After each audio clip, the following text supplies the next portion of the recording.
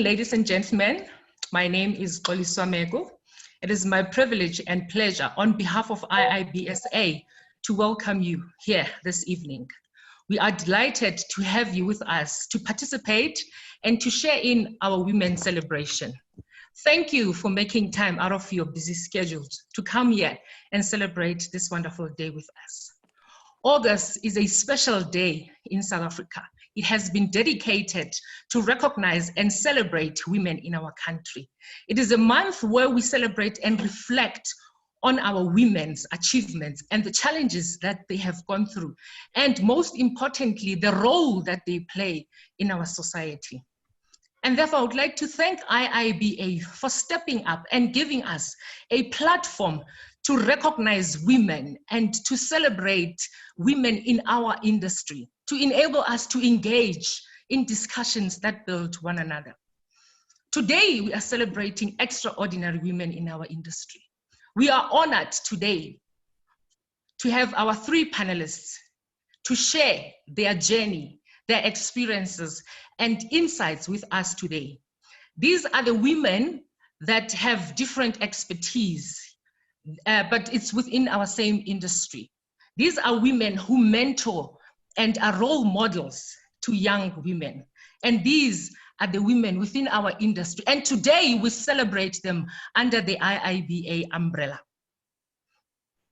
I would like to also acknowledge the IIBA president, Edward, who is here today with us.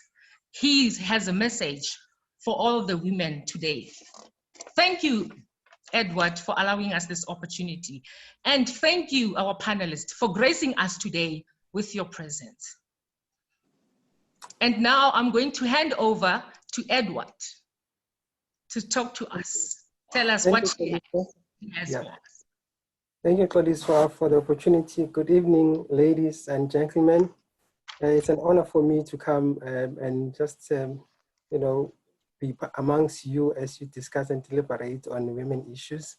I thought as a way of welcoming you, maybe I should just share with you. I know I've got limited time. The organizers told me that I don't have much time, so I'm just going to share with you just my journey, just briefly, just to show you the importance and the important role that women have played in my life. So just allow me to share my screen so that I can just take you through this 1 or 2 slides. You will tell me if you can see my slides.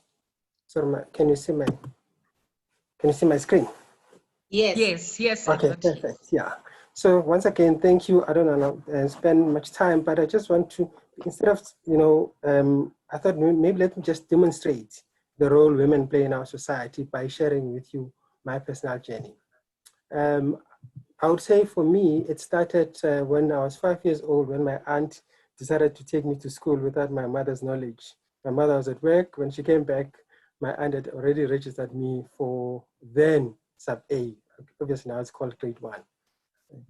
But then fast forward a few years later, I was at Wits. I was doing my honors in maths education, and I had one of the very influential people in my life, Professor Karen Brody. She's currently Dean of the School of Education at Wits.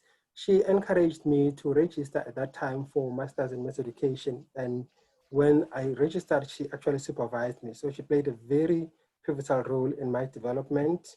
And move forward, equally important was another lady called Professor Jill Adler, who was the head of Wits Plus unit, which was the Center for Part-Time Studies at Wits, who actually, because when I did my master's, I stopped because I changed careers.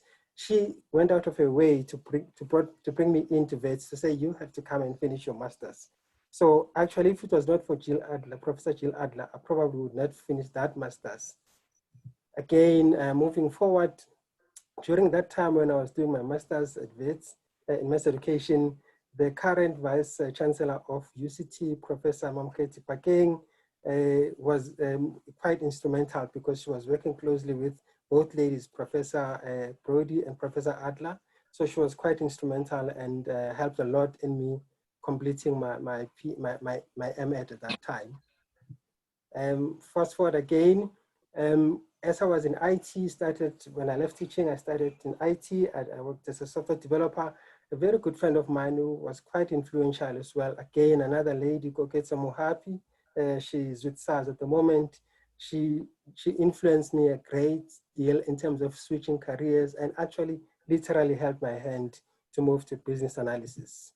And again, fast forward a few years later, another lady, again, Leonora van der Plas, who is an executive of F&B, was the lady that opened doors for me, appointed me to my first management role as a manager of business analysis at F&B. Fast forward again, a few years later, another executive, Tara Kabion, another lady who I was reporting into at that time, recommended me highly for a role as the head at F&B in one of the areas. Again, another lady, Yolanda Stein at that time, she was Yolanda van Zyl. She was the former CEO, she's the former CEO of F&B Wallet Solutions, appointed me as the head of PMO at F&B. We move forward again to most recent times where I am now as the head of business analysis. My executive, Melanie French, another lady, appointed me as the head of business analysis.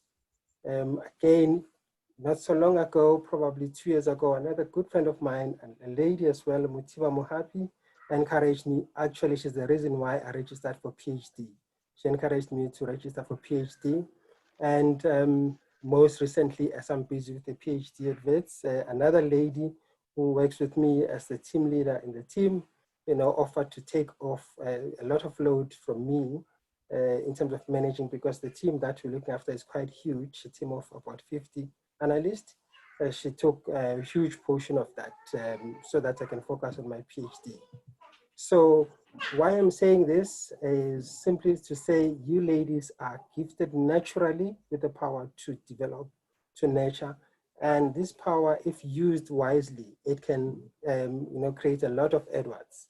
So in those few words, I want to really encourage you and commend you and say you are the mothers of the nation in a true sense of the word. So I try to be as brief as possible because today is not about me. This is not my day. So these are my words, and I hope you guys are going to have a good evening. Oh, thank you very much, Edward. What an interesting journey you had. And you mentioned Koketso Mohapi. Wow, small world. When I changed careers, I used to be a developer, then I went to business analysis. So she was one of the people that I used to work with who were in the same team at some point. Wow, thank you very much. Okay, ladies and gentlemen, I would like to introduce Maggie Daringwa. She will be taking us through the proceedings for today. Thank you, Maggie. Thank you, Madam Chair. Thank you all once again for affording us the opportunity to interact with you tonight on this special extraordinary women event. My name is Margaret Dangirwa, and I'll take you through the house rules. For our speakers, please, can you switch on your cameras all the time? And for our audience, please, can you put your phones on silent? And everybody, please feel free to post questions on the chat as well as answer the questions to the poll. We've got Leseko who's manning the poll, and we really want to hear what you have to say. Our facilitator for this event is our beautiful Muruma, who will take you through the rest of the events lined up for you tonight. It's not every day that we get an opportunity to learn from other women. So ladies, I suggest you sit back, relax, and let's have fun. Enjoy.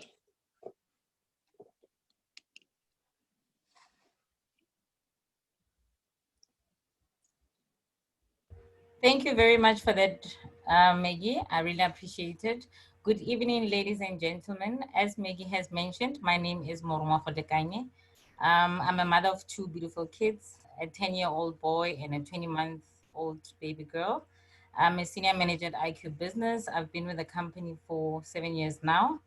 I love spending time with family, I love doing outdoor activities and also mentoring. As Maggie has mentioned and Koli, with me today, I have three extraordinary women, Dr. Misima Mela, Damita Ramlakan, as well as Koleka Tututu, who will be sharing their journeys with us. Welcome, ladies. We are so excited to be hosting you tonight and looking forward to your interesting stories. Our main topics for the night is really around empowerment and success. That is to celebrate our women this month and the brilliant work that they've done and that they continue to do. I mean, as our president has mentioned, he is a true example of what our women can do today. Women wear different hats, both at work, both at home, and even our society in general. So today, ladies and gentlemen, we just really want to celebrate all our extraordinary women out there, starting with our panelists, our audience, and our society in general. So just to kick off this session or this evening with our panelists, can I please ask each one of you, our panelists, to formally introduce yourself to the audience. Basically tell us who you are, where you're from, what you're passionate about, any interesting facts about you.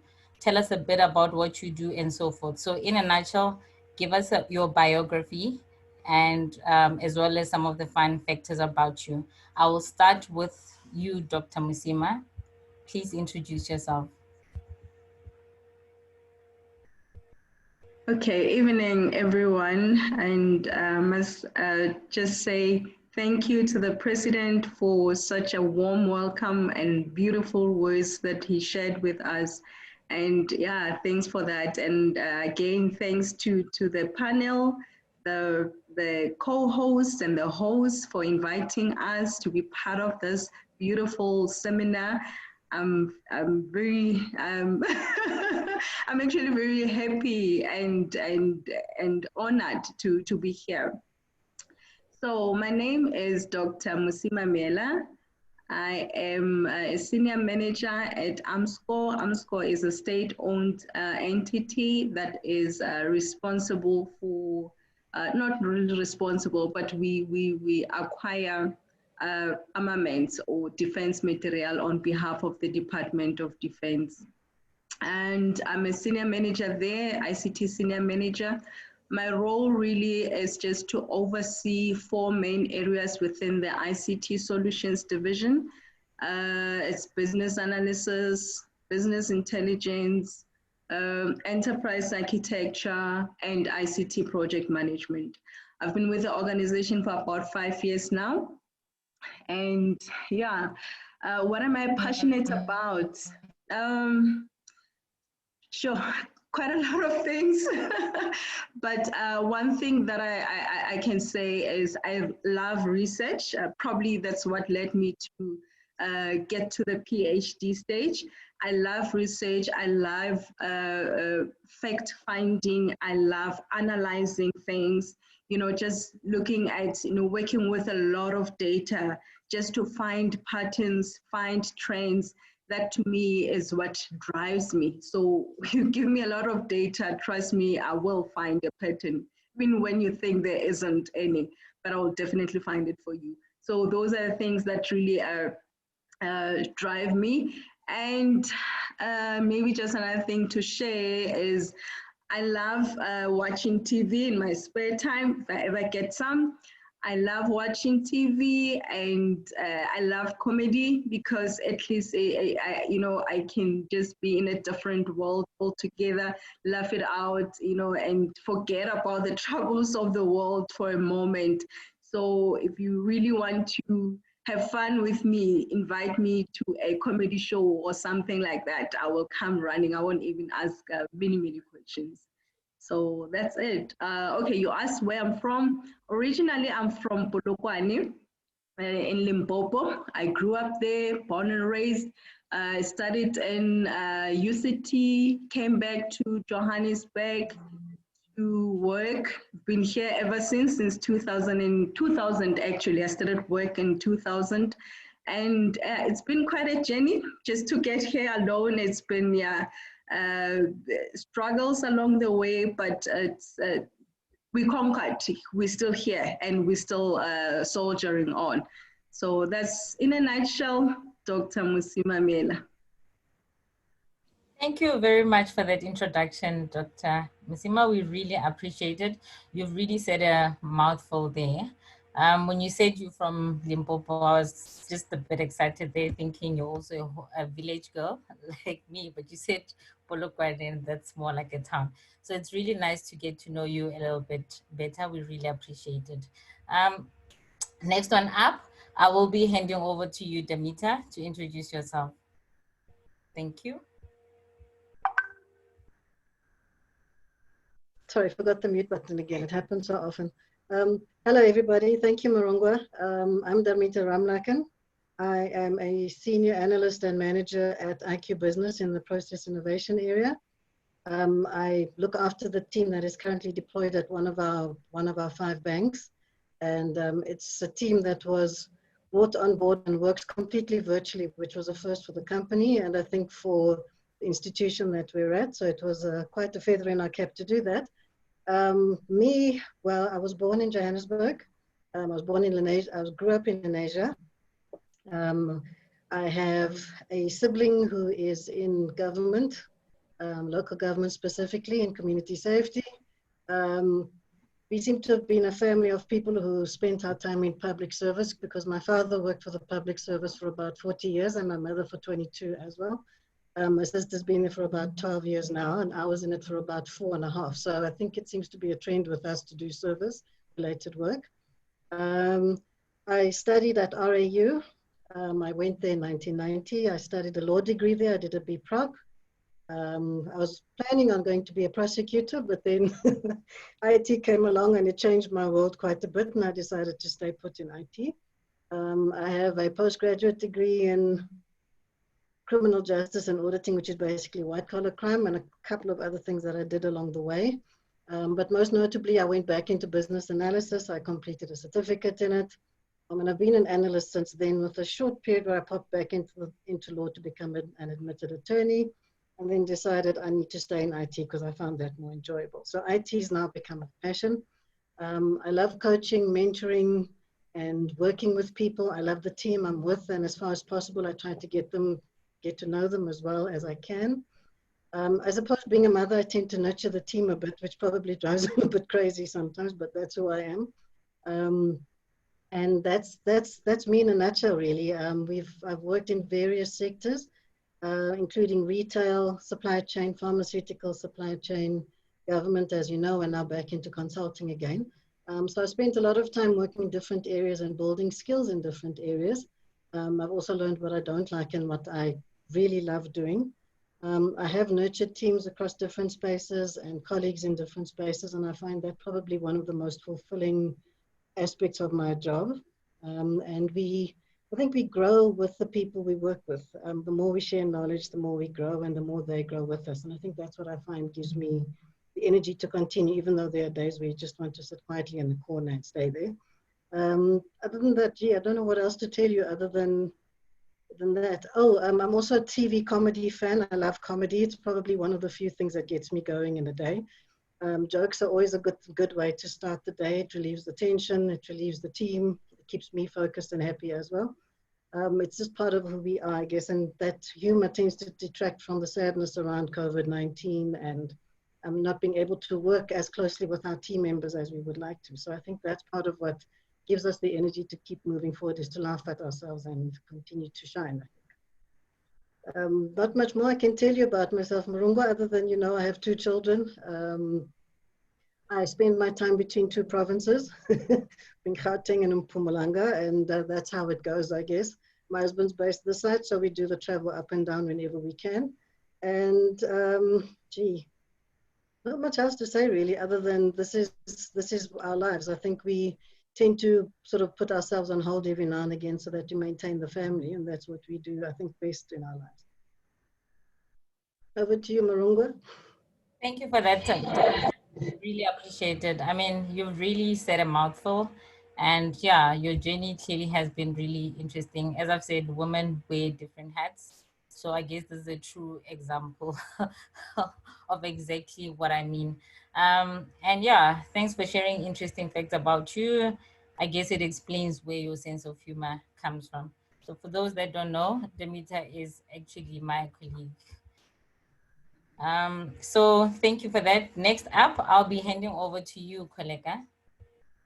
Thank you very much, Muronga. Good evening, everyone. And I think also, I'd want to share the sentiments of Dr. Musima saying, we're very humbled to really share platforms, with great people like yourselves. So a bit about myself. Obviously, I'm Koleka, a mother, an aunt, a wife. That's the most important thing. And I will not tell, I have one child, but I will not tell the age of the child because I will then reveal myself to this audience, which I refuse to do. And in terms of my journey of who I am as an individual, I had wanted to become a chartered accountant.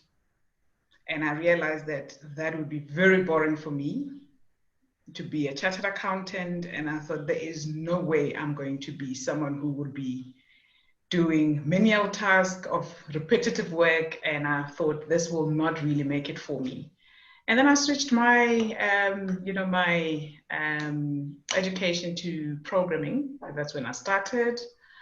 And, journeyed through the entire value chain of IT to be where I am. What I mean by that is I was a programmer, I was an systems analyst, I became a business analyst, project manager, portfolio manager, you actually name it. Actually, including being, heading an infrastructure team for one of the big banks, which I was doing it, on a global level. What makes me tick? I love running. So I'm an avid runner.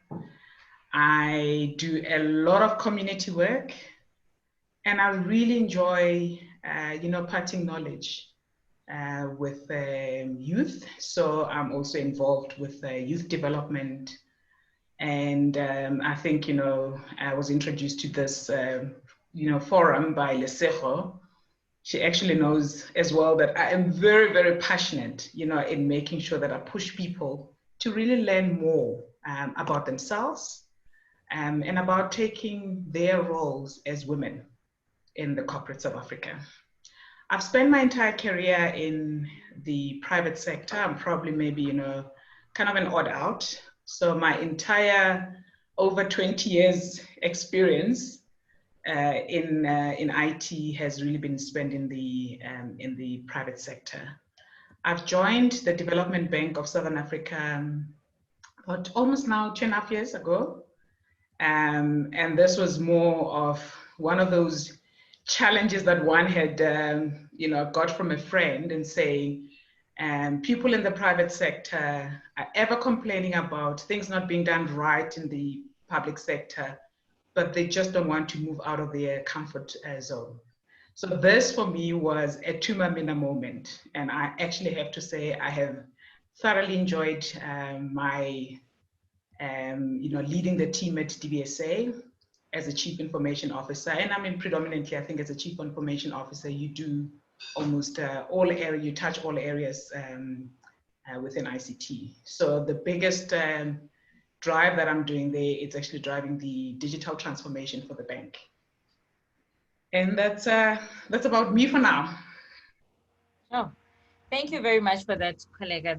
That was really a mouthful, a lot, I should say. I almost want to ask you if there's anything that you can't do, but it is fine. In the interest of time, I think I'll just carry on with the agenda of our evening. But thank you very much for such wonderful introduction and letting us into your own world. In a way, allowing us to try and see the world through your eyes, if I can say, because based on what you're saying, I think I've got a bit of an idea of who you guys are as people or who you are as a person. Thank you very much for that. So Next up, okay, we've already kicked off our session, but what we're going to do really, this is a panel discussion, right? So I'm going to ask each and every one of you just an opening question, if I can put it that way, just to get your views, on different topics we want to explore tonight. So just based on your experiences, what do you think? I think I'll start with you, Dr. Musima. I think you spoke about empowerment. So when you hear the word empowerment, really, what comes to your mind and what does it mean to you as a woman?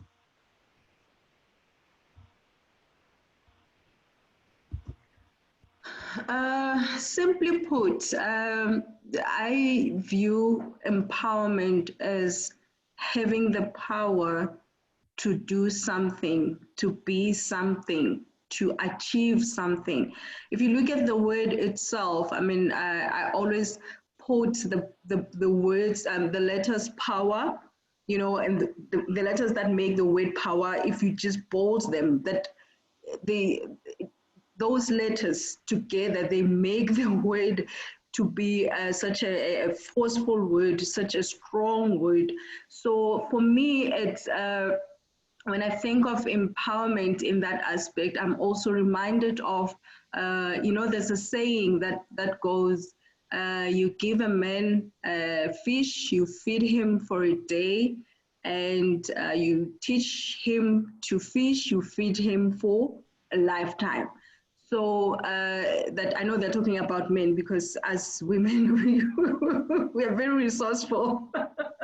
But in any case, it doesn't really matter. It's still about equipping one with the skills necessary to be able to support themselves, to be able to do things that they may think that they are unable to do because of certain circumstances. So by the word empowerment, is basically, in my view, it's just having the power to do something about your life, just changing the circumstances about your life, applying the skills around you, skills that you could have acquired through education, skills that you could have acquired through training, from learning from other people. So that's to me, in a nutshell, what I view as empowerment. Thank you very much for that.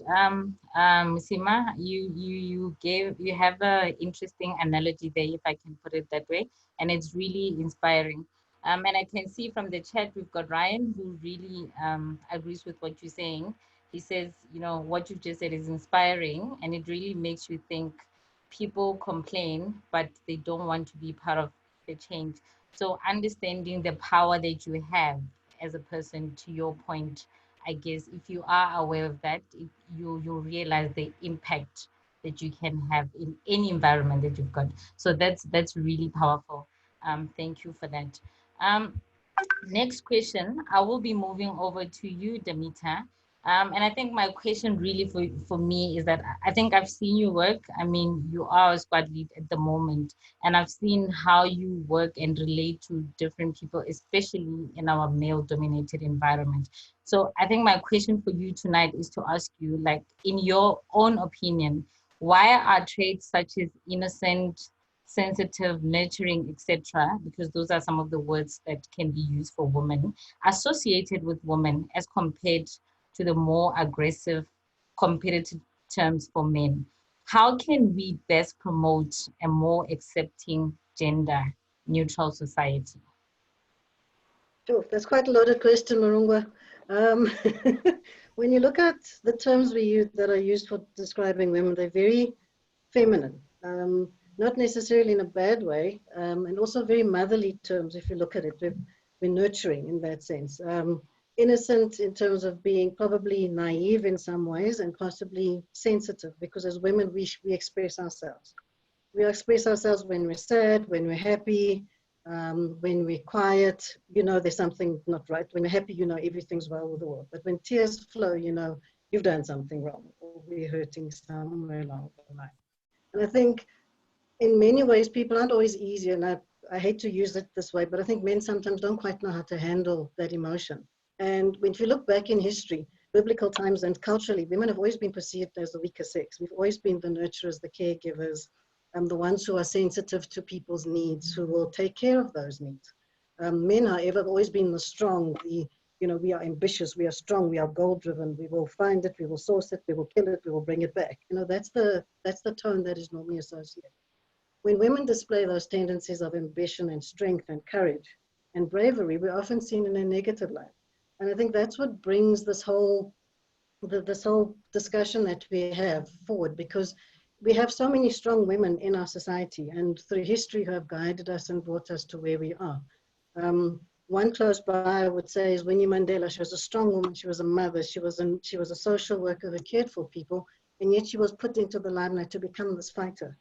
Not many people agreed with her methods, but that's who she became in the circumstances. And so we've had to adjust ourselves quite quickly to become people who are strong and who are fearless. Indira Gandhi is another lady. She went along and she said, well, I'm going to ban, or I'm going to disregard patent laws around medicines, and India will reverse engineer and manufacture our own meds, because they just couldn't afford the cost of medication at that time in the 70s when the meds were that expensive and coming in as imports. All of these actions were for the greater good. And when women do that, it's often negatively perceived at the time. And we women sometimes see it negatively as well.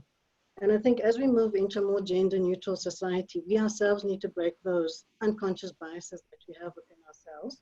And I think men in general have as well, that women are weak or they aren't able to be breadwinners in a home and be financially stronger. I think that's where the whole, I'm the man of the house, I'm a patriarch of the family, this is what I do, and you're coming into my space. And I think what we need to do is break down that paradigm a bit and understand that it doesn't matter who's the person bringing it in. We need to respect the person for who they are and what they've accomplished. So as women, we need to respect men, and men need to respect women as well. And we need to bring that into our families and into our children and even into our parents and our grandparents, because they've grown up with that stereotype and that bias. And it's developed over time, and it's not something that is easy to break down. And I feel as we move along, it's something that we need to really bring more into our lives. And I think we have all the interventions from government, from social society and social services that are there. It's just we need to bring it closer to ourselves now and not also undermine each other as women. I think that's something that we tend to do too. And we see a strong woman, we see her making progress, and we will undermine her. We'll find a way, undermine her in some way, either through body shaming, either through the way she dresses or the way she speaks, something like that we will find to pick on, because there's that insecurity about yourself that sometimes comes through, and there's a hesitance within yourself or fear to be that strong person as well. So I think when we move into this new, and it's not a new thing, I think it's something we have to be, which is more accepting and gender neutral, we need to forgive each other as well and support each other more. I think that's something that's lacking among a lot of us. And I think it's something that we need to build more as women within ourselves. If we don't build it within ourselves and within our families and in our environments, we're destined to fail. My dad always used to say to us, you can't clap with one hand, or you need both hands. You won't get the sound out if you only use one. So from a male-female perspective, from women together, coming together, we need to use both hands and build that gender-neutral society together. And the basis of all of that is always going to be respect. Respect for yourself, respect for each other, respect for what you do, respect for what you become, and also respect for where you want to get to, and helping each other along that journey. I'm not sure if I've said too much here, but that's kind of where I've come from my perspective and my experience in where I've worked and what I've done. And it's very much been, we really do need to help each other along on this journey and not see each other as threats. No, thank you very much for that, Damita. You've really said a lot of things, a lot of insightful things. But I think from my side, what I've picked, or from what you said, is that one, respect is very important, self-respect and respect for others, which I fully agree with. And also, I mean, it's okay to be a woman and still be sensitive and nurturing, because that's who we are in nature. But that doesn't mean we are not strong. That doesn't mean we are not brave. That does not mean we cannot lead. So I do agree with that sentiment, if I can put it that way. Thank you very much for that. Next over, I will be moving over to you, Koleka. I think in your introduction, I mean, you've painted the journey. You've given us the summary of your journey, and which is, yeah, like I've said, it looks like you've been everywhere. So right now, I mean, you are a CIO. I can't imagine that it's been, very easy. I mean, as women, we face a lot of challenges. So I guess my question to you really for tonight is that, looking up to you as a CIO, like I've said, it must have not been easy to get to your level. So, but what I'd like to know really is that what are some of the barriers that you faced as a woman to becoming successful in your role? But most importantly, how did you overcome them, those barriers? How did you achieve what you've achieved? Thank you very much, Muruma. For me and I'm kind of glad that I think, I've heard the word being used quite a bit around, we are in a male-dominated field. However, I do want to acknowledge that I think things are changing. They are changing for the better, but I do feel that I think there is still quite a few women in leadership in IT. So, I would kind of also just paint a little bit, not only just from a professional perspective. And I think, and I always tell, and not only just ladies, but I do have my biases on, building careers more predominantly for ladies, but I do not exclude them because I have a boy child as well that I want to respect women when they're in power, and also to make sure that they are also empowered to really understand. So the picture that I want to paint is, being a mother, being a wife, being an aunt, and above all, being a makoti. And I think Damita, you probably maybe would understand, or some of the colleagues, a makoti is a daughter-in-law. And in our cultures is one of those difficult things, and at the same time building a career. And it doesn't end there. It also kind of talks to, as a female, and I'm specifically not wanting to use any, racial connotation, because it's more about this is, an effort that all us as females, actually encounter in our careers. Having to prove yourself always, being in the corporate world, having to also at the same time keeping yourself relevant and understanding what's new in the field. And I think for me, the biggest thing is, the more you move up in, in corporate South Africa, and corporate South Africa here, I'm referring, jointly public sector, private sector, is that remaining true to yourself and being authentic. Those to me, are kind of some of the challenges that you kind of faced as a woman leader, in industries. How do I overcome, or how did I overcome some of those? And it's actually a journey, and I don't want to use it as a past tense, because one always learns new things as you kind of, still go around your career. Some of the key things for me is that from a family perspective, and I mean, that's why I wanted to paint the picture more around being a mother, a wife, and a makoti, because all of those play a critical role. And I'm very comfortable, and happy that I kind of hear my panelists are also sharing the sentiments of, family cohesion is actually also important for us women to build careers. So the advice that I actually, what I've honed and learned, and I always provide that advice to people, is you actually need to involve your family in your career. Make them understand what you do. Because often, people not necessarily understand. You're saying you're in IT. Okay, what does that mean? And we all know that in IT, it is very hectic. Whether you are a project manager, a business analyst, deadlines are ever critical. And sometimes you actually have to drop balls, to really make sure that, your work gets done. And often, in African cultures, that it's actually not understood, because a woman needs to be in the kitchen and cooking at a certain time to make sure that they feed the family. And how I overcame that was, I had an agreement with my husband as the first person, saying, how do we then start sharing the chores of the house, but still remembering that I am the woman who really needs to take care of the family. but at the same time, not necessarily putting myself on a back foot in terms of what I want to do as a person.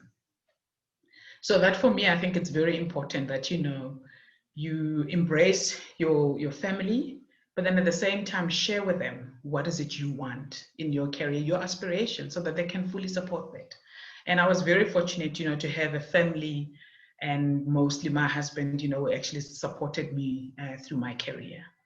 And that's the one key thing that, I can share from that perspective.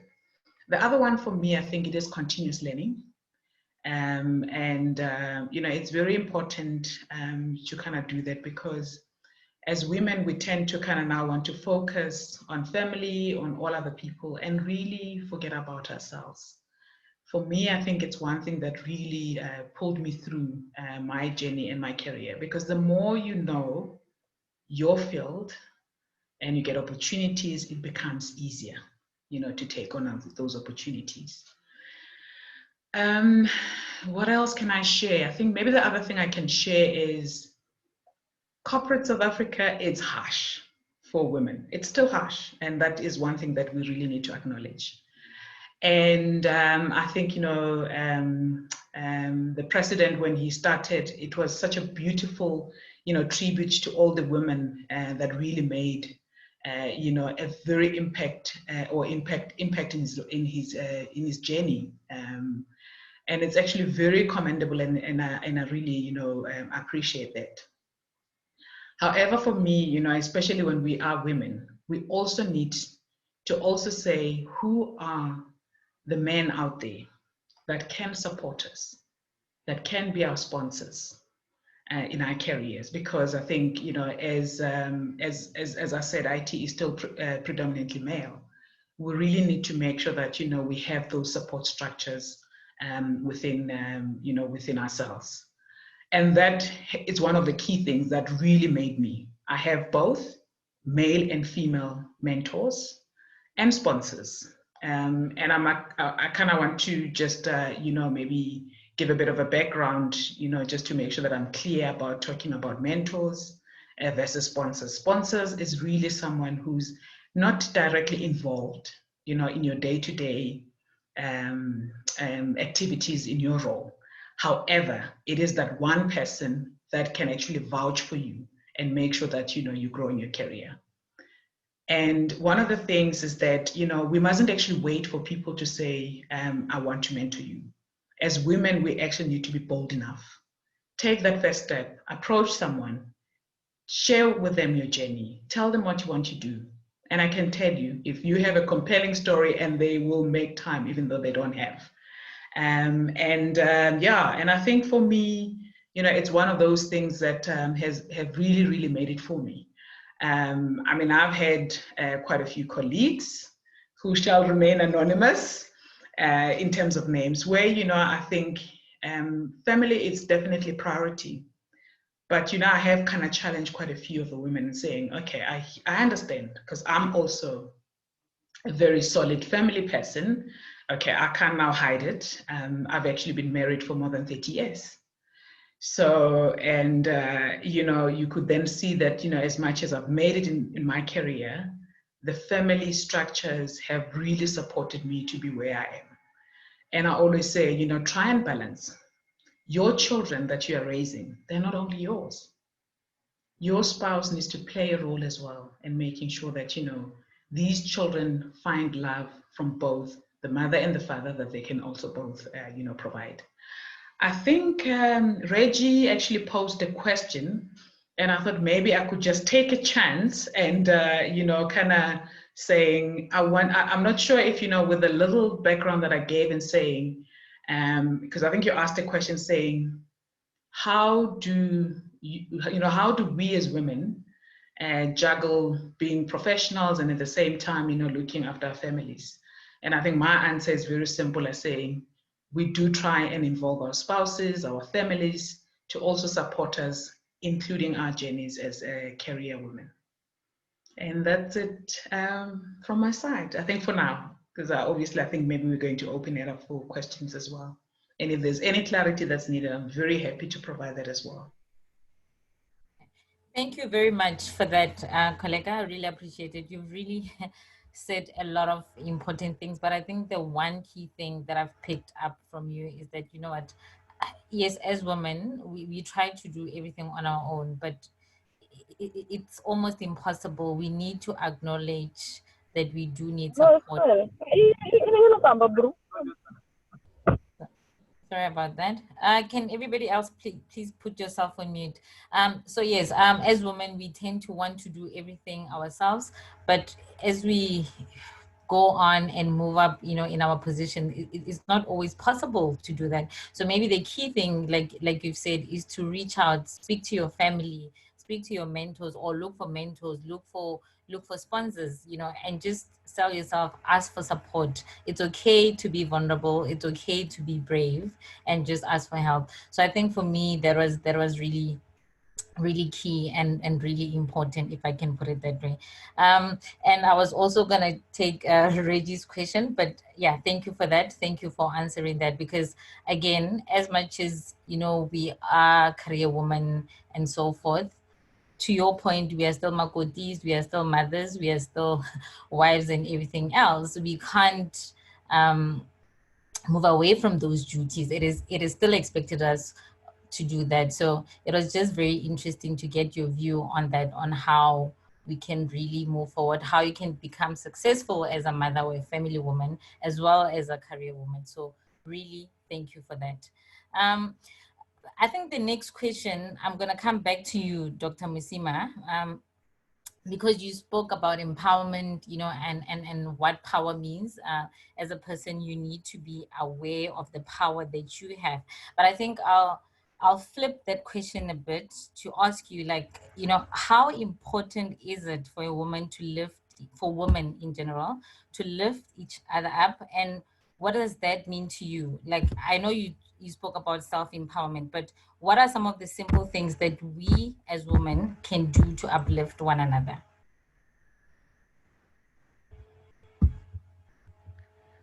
Okay, I must admit, I liked what Damita said earlier about, you know, you can't, if you want to clap hands, you can't make noise with just one hand. It doesn't add up. And that's precisely the point. For us to get to where we want to go, we have to work together as women.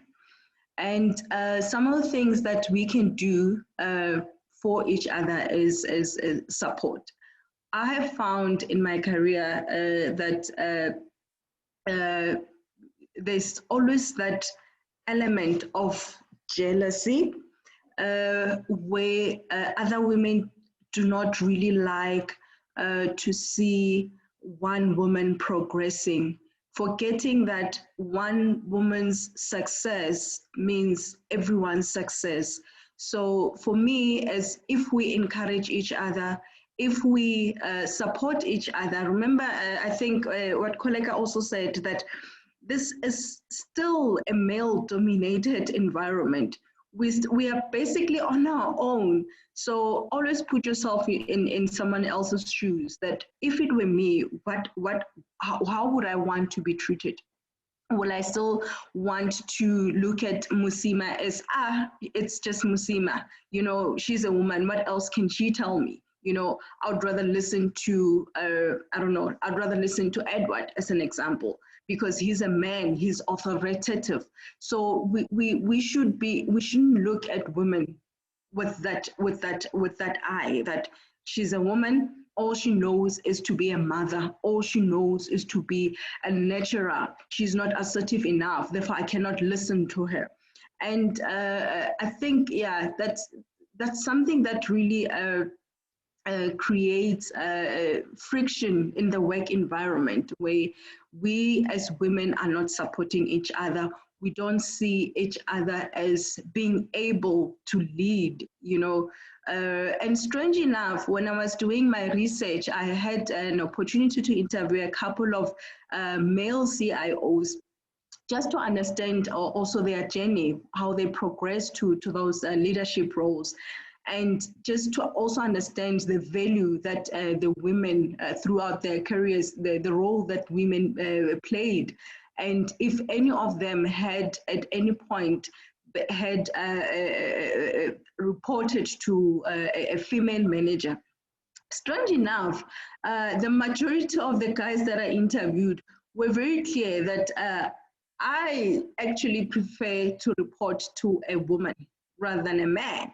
Because with men, if you're reporting to a man, there's always that ego, that comes to play. We fight each other because there's, they're saying the two bulls in a crawl.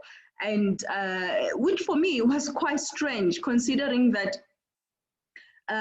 again, as what Koleka said, at executive level, we still have fewer females occupying those positions. And yet you're hearing men saying, actually, I would rather report to a woman because women are sensitive, women are understanding. If I have an issue at home, I know if I were to talk to my female manager, she will understand. She wouldn't even think twice. She would say, look, take time off. I understand your situation, because that's how women are. But strange enough, you look at women, instead of supporting us to progress, they would rather bring you down. And I'm still, to date, I'm still not sure what brings that about, when I would, personally, I would prefer, because as women, we are on the same level. We think alike. We can relate better to each other. So if maybe we can, always have that in mind, that, look, Musima is Musima. She's where she is. Her struggles are my struggles. I should understand better what she's going through. Why then not support her? So I think the key thing is for us to support each other as women, for us to talk to each other. I mean, you can't leave Musima in the office, battling on her own and fighting all those male egos in the boardroom and with no support altogether. I mean, what does that make me as a female? Because one day I'm gonna be in that position. Would I still, how am I going to survive? Because I need to learn from Musima as well and say, oh, okay, Musima, how did you go about this? When you encounter such and such a problem, how did you go about it? How did you handle male egos? Because I think we all know, those who are in management, it's very difficult to manage males, because they also look at you like, okay, there's always that stereotype that she's a woman, she can't tell me what to do, she can't give me work. Instead they would even rather discuss the issues with your male counterpart instead of coming directly to you. And imagine we are getting that from males.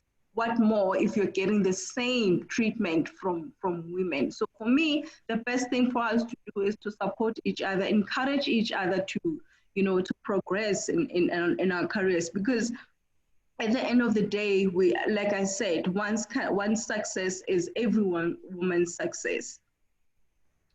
So that's it. Very much. Thank you very much for that, Dr. Musima. I really appreciate it.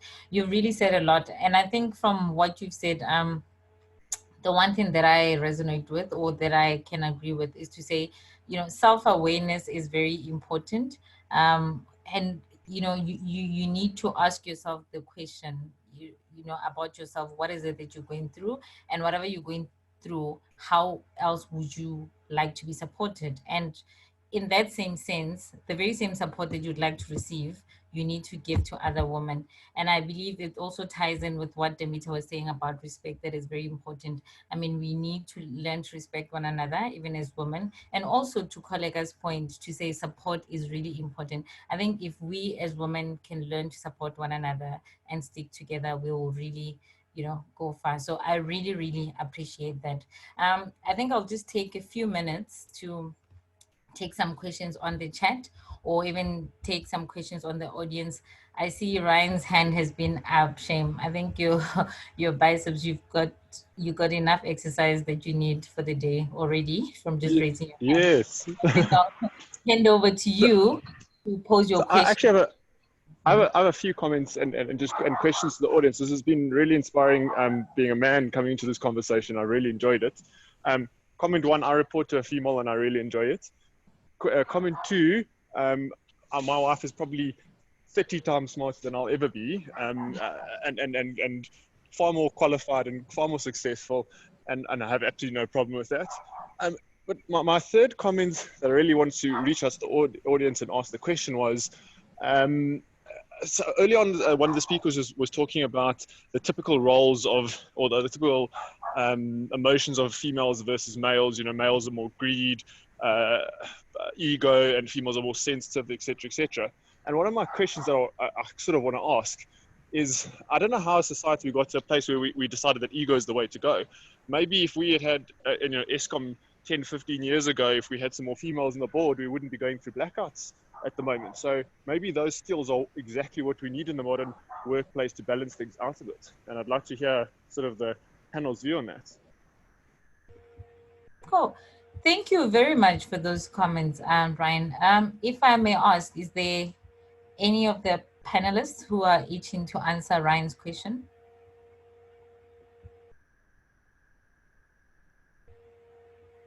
So Morungo, can I throw my little hat in here and just give my view? So my husband works for them, and he has been with ESCOM, I think, literally from the time he started, and when he started in his career from graduation. And Ryan, I will say to you, hand on heart, that women tend to bring a little bit of balance to an environment. I think we tend to be a little bit more critical, a little bit more skeptical. Whether we'd be where we are today, who knows? I think hindsight is 20/20, and foresight is probably is probably 10/20 at this stage. It's a difficult one to answer, but I do believe that as leadership of that entity, I think they do have a responsibility to start being a little bit more representative, but getting in the right representative skills. You can't have people on a board of a company who don't have a clue about what they do and how it works or understand engineering, and yet you want to take it to the next level. So I think a bit of knowledge and insight into the industry is a good thing to have. I think what sometimes causes a lot of discord in organizations, particularly where you have competent staff internally who can aspire to those levels and they aren't given that opportunity. That is where I think a lot of your problems would come in, particularly if they are female and they have the same credentials as a person who's been brought in from the outside, but who understands the business so much more and probably has deeper insight into what the business needs. So I think your question is truly valid. We don't know. I think it's something we'll never be able to answer at this point in time. We can probably maybe look forward and say, let's see what we can do going forward and bring in those skills that we need. And whether they're female or not, it doesn't matter. But as long as the skill is there, that can take the entity forward. I think from my view, from a gender neutral society, I think it doesn't really matter who's on the board, as long as that person who sits there is competent, is skilled, and has the best interests of the organization, and being the only utility in the country at large. And I think that's probably one of the bigger challenges that they need to face, is to find people with that need to serve and not to self-serve. Yeah, I fully agree. And I just want to sneak in one more little comment. I know I've had taken a little bit too much time here, but my second comment is, I interview a lot of BAs at the moment, or I have been interviewing over the last while, a lot of BAs. And the number one thing that I find the difference between men and women when I interview is, if you ask a man if they know how to do UML, the answer will always be yes, even if they have no clue. Even if you ask them later, can you do it? Where I find, if I'm asking generally, and this is very, very generalized, if I ask females, they're more willing to say to me, no, I actually don't understand it, but I could easily learn it. And I find that the key differentiator in interviews, and I have no idea why, but I've really noticed as a trend when I interview. Thank you very much for that, Ryan, and the comment. We really appreciate it. So yeah, I think my comment on your question about having women leading places like ESCOM is that, I fully agree with you. Like, why not? I think it's something that we should try.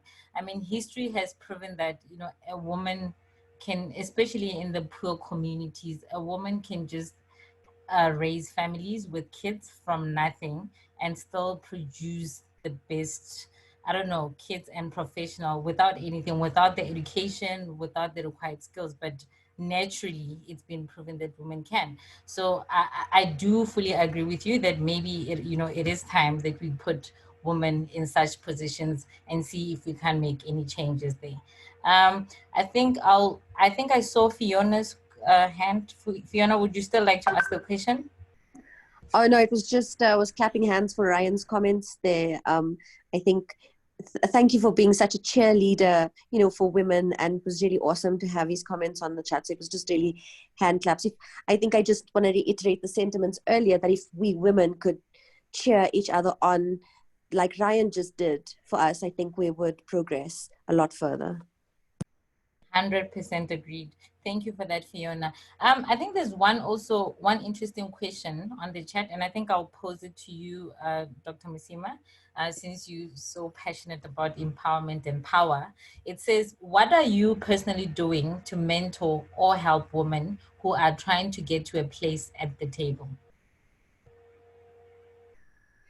Okay, I have a couple of students that actually joined my team, and female, and I made sure that well, we're trying to make sure that we get female interns, and that to me just gave me an opportunity to take them under my wings, and you know, just because I've been there before, I know what you know, what the environment is. If you don't have anyone there with you, you can get so frustrated and so detached. You don't even get to enjoy the you know, the work. Is a new job. I mean, it's when you start working, there should be that excitement, you know, that I'm finally starting to work. I can finally do something, contribute something to the economy. So what I do personally is I would have once a month, twice if possible, then we would go and have lunch just to, you know, understand what their frustrations are. Although some of them are not necessarily reporting to me directly, but because I am there, I am one of the senior managers there. I want them to relate to me, to understand that what they are going through, it's nothing new. Some of us have been there, and maybe back then it was even probably worse because you had no one to look up to. So I always try and, you know, just hold them by the hand and allow them to, you know, communicate, share their frustrations, because who else is going to help them if it's not me? Because I just like literally gave myself that mother position in their lives for as long as they're at work. Because remember, we spend most of our times in the office, we spend most of our times at work. So you still want that somebody that you can go to if you're struggling with something, just, you know, somebody who will lend an ear and say, it's okay, don't worry, we can figure out how to handle this. And in most cases, I even end up going to the managers, their managers, to say, guys, I know it's new to you, but please just be mindful of this and that. You know, we are women, we're still sensitive, and that's who we are. If this person was your daughter, would you want, how would you want them to be treated? So my mentoring, it's around the you know, just the softer side of things, because when it comes to the technical side, the work, I think we are capable enough, just as capable as men. We are as qualified, if not more qualified than men, but we still need that softer, you know, that softer touch, because like Koleka said, it's tough. It's tough in the IT environment for us women, although it has become easier, but you don't want other women, young women who just joined, to go through what you went through. You have lived it. Why let somebody else live the same thing, the same, you know, why would you want somebody new to come and experience the pain that you experience? Try and make it better. So I just try and, you know, just to be in their lives, you know, just for as long as we are at work, just so that they know that they are not alone. I'm where I am because I had support. Therefore, why can't I be support for them? You know, so I try and, you know, once, twice a month, if we can, we'll have lunch together just to, you know, touch base, see what's happening. Because at the end of the day, they still ours. They're still, I don't want to say they're still our kids, because in the work environment is a different, completely different environment, but you still want them to, you know, to survive that whole IT, I mean, that whole male dominated environment. So my approach is as simple as that. Just try to be there for them, you know, have that open relationship with them, just to understand what their struggles are. Thank you very much for that, Dr. Masima. Yeah, you've really said a lot, and you've said a lot of interesting things, which I agree with. I think if we can take time to understand women, to talk to them, to find out what their challenges are, because sometimes their challenges might not even be the same as our challenges. And it's not just about women being sensitive and nurturing. I mean, the other day I was listening to 702, I forgot which company, but they were saying things like, from now on, that company has implemented a policy to say, if you are a woman and you've got period pains, you know, and so forth, now it's policy, you can take leave. And it was very interesting to hear some of the comments that came from women.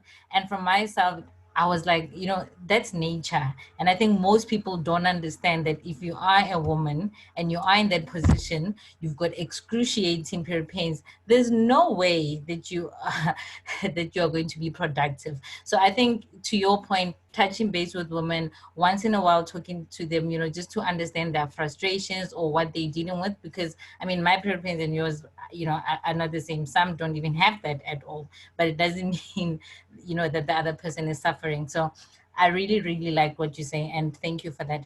I think before I move on to the next question, there's an interesting comment that I'm seeing here from Mercy, and I think she was responding to, I think it was Henry earlier. She's saying, I totally agree with you. As women, we tend to want to check all boxes, and men don't care about the boxes. I work with a senior counsel, a woman, who refused to discuss the M&A deal until there were other women on the table because she was the only woman.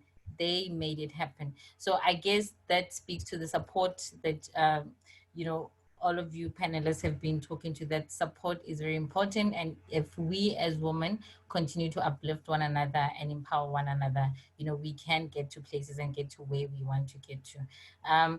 I don't see any hands, so I think I'll move on to one question that I'm seeing on the chat, and I think I'll pose this to you, colleague. It says, what are some of the soft skills one can acquire for male-dominated industries such as IT?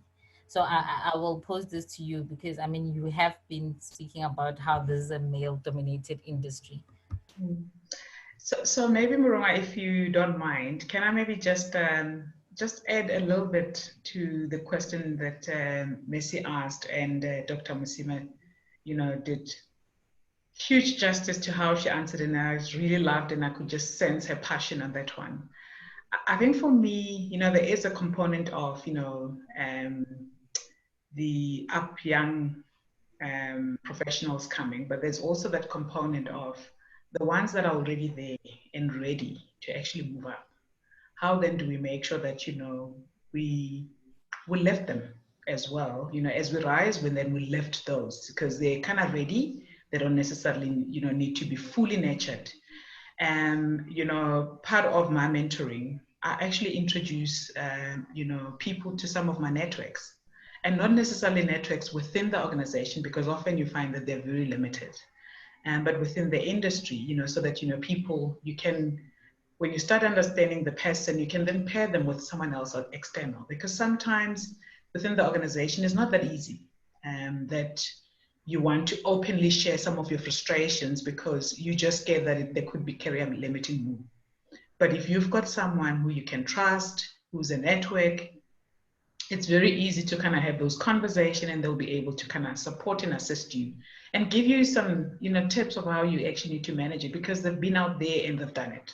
So I think that is another component, you know, that I, as part of mentoring other women, I have done, you know, just to kind of make them understand who my network is, and so that, you know, they can actually be comfortable and know how other women work out there, and not necessarily just within the organization. So I think to answer, I think this was Zintle's question around, the softer skills that one has to acquire. Sure, this one often becomes a very difficult question to answer, because for me, it always says, as women, we spoke about all these, traits about being nurturers, and I guess sometimes people think that being emotional, it's a bad thing, which it isn't, because it is a way of sharing some of your thoughts. But I guess we just need to balance, that it doesn't become too emotional, that people then see us or read us incorrectly. I often say, to me, it is know who you are as a person. Stay true to yourself and not let anyone else change you. And I mean, some of those softer skills, it's more about, okay, saying, how do I navigate, politics? And without necessarily getting yourself into those politics, because I think I often find that people fail themselves by wanting to belong. I believe in belonging to yourself, but also being very aware of your environment, of self and others. And I think for me, if you start listening to yourself, it's easy to understand what are the needs that you want, from a softer skills perspective. And you can also bounce it with others and saying, hang on, I have this problem and I'm not sure how to kind of, work it through.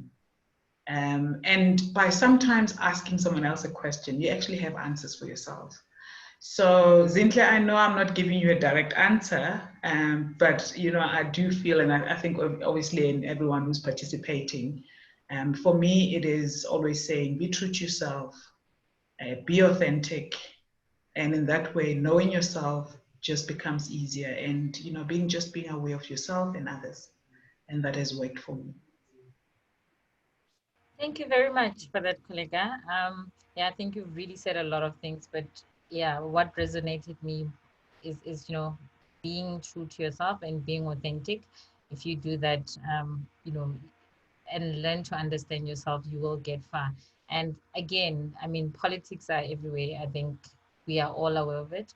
Maybe just finding a way on how to deal with politics without necessarily being part of the politics. It can get you far. I mean, we can see, if we talk about politics, we can just look at our country, what's happening, and sometimes what politics can do. So I really, really like that. And thank you for that. I'm looking at the time, we've got 8 minutes left, but really, I think I've got one key question that I would like to ask Demeter, which is not on the chat. And it's really around business analysis. And I'm asking you this because you're not someone, you've got a legal background. Business analysis just came later on. So that's why I want to ask you this question. So my question to you is that if you consider the South African landscape, I think we can all agree that business analysis is not one of the mainstream careers for young women. So young women from our communities are readily comfortable to choose as a career. So I think what I'm trying to say there is that normally when young women come out of universities, business analysis is not really their first choice. So my question to you, Demeter, is that as a woman, what role can we play to young women leaving universities or even high school to influence them as a career, to influence them to take business analysis as a career and to succeed in the corporate world? Sure. So the skills you learn, irrespective of what qualification you have, whether it's a legal background, a commerce background, a developer or programming background, whichever area you choose, you never lose those skills that you've built. So those analytical skills, those questioning skills that you have and understanding, those carry you through into any career, into any path. But I think with business analysis, you have a unique opportunity to use those skills in so many different industries that you wouldn't normally use them in. For me, it would have been law where I would have been, and I would have probably stayed had I gone straight into law. Having done business analysis, it's taken me into 5 different sectors that I never thought I would be in.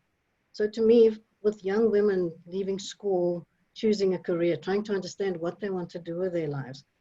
Business analysis has many aspects. There's the IT aspects, there's the pure business analysis where you look at stats, you look at marketing material, you look at all sorts of things, marketing stats to understand that, and you are analyzing that business.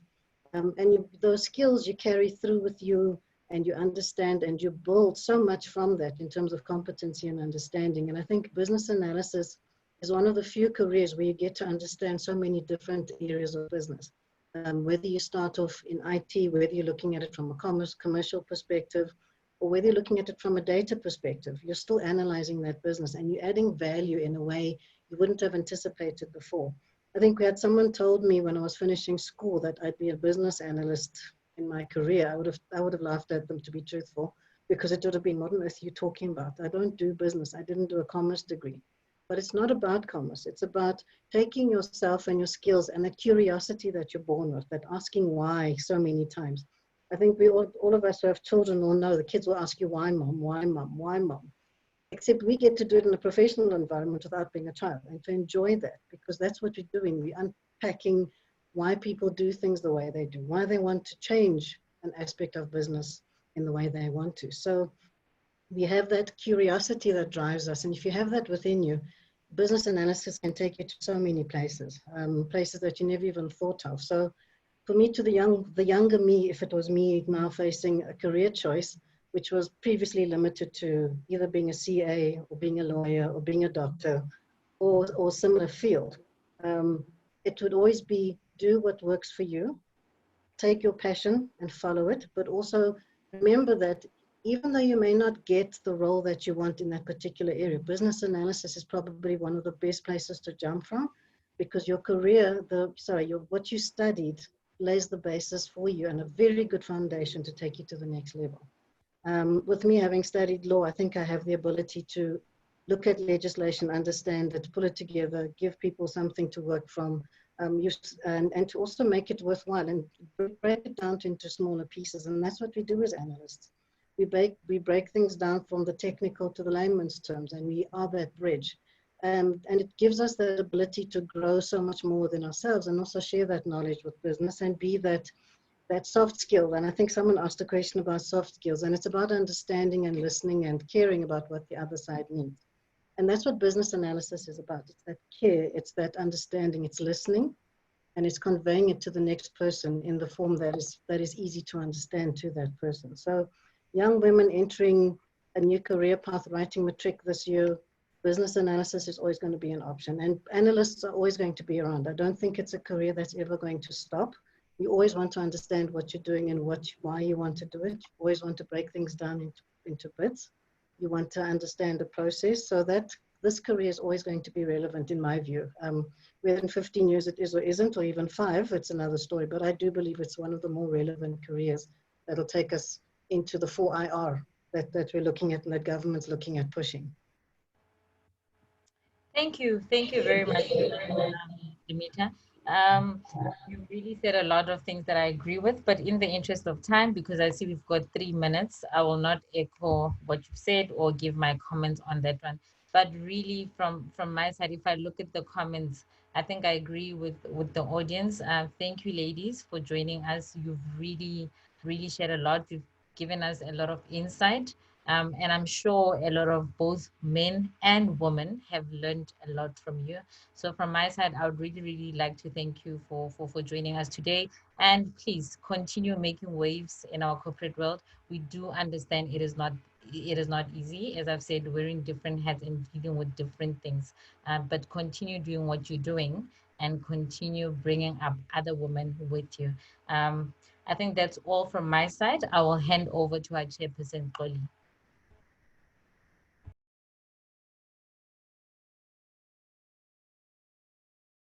You are on mute, Xoli.